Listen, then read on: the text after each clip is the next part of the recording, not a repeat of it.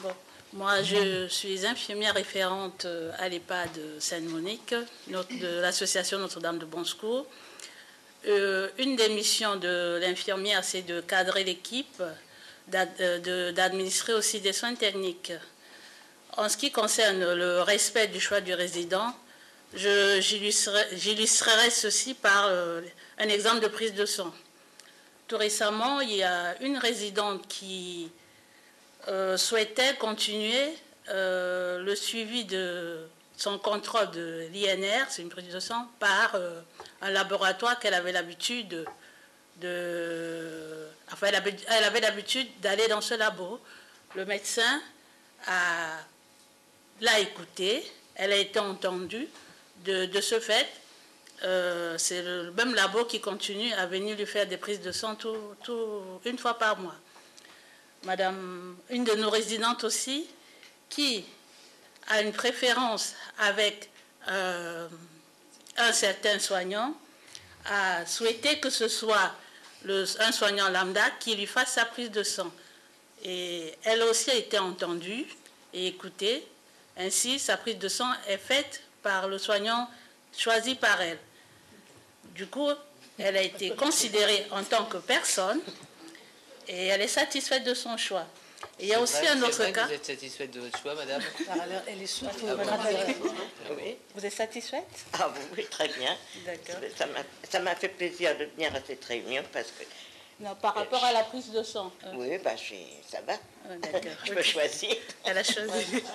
Et aussi, toujours par rapport à la prise de sang, s'il n'y a pas urgence sur la prise de sang, au lieu de les réveiller à 6 h du matin parce que c'est la politique de la maison, nous préférons différer l'heure de prise de sang.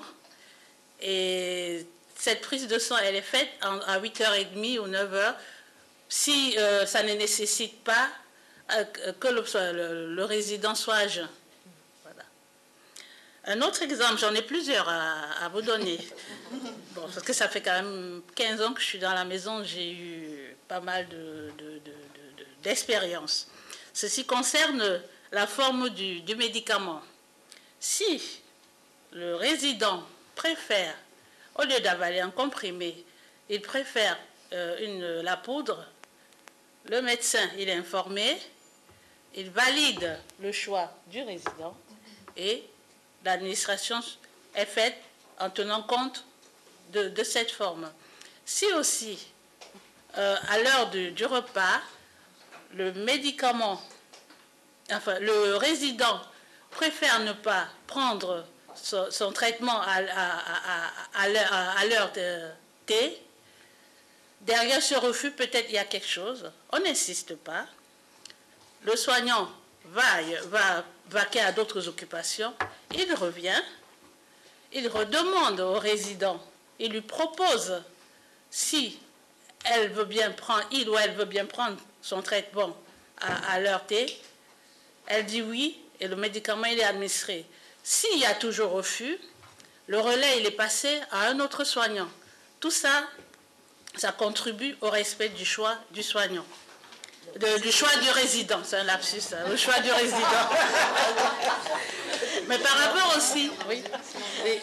rapport aussi à la gestion du traitement, il s'avère que certains résidents préfèrent eux-mêmes s'occuper de la gestion de leurs médicaments. En fonction de son état de santé mentale et physique, le médecin donne son accord. S'il s'avère que le résident peut gérer son médicament, le choix, il est respecté, et ce qui contribue aussi au maintien de l'autonomie. Et ce même résident, dans sa tête, se sentira écouté,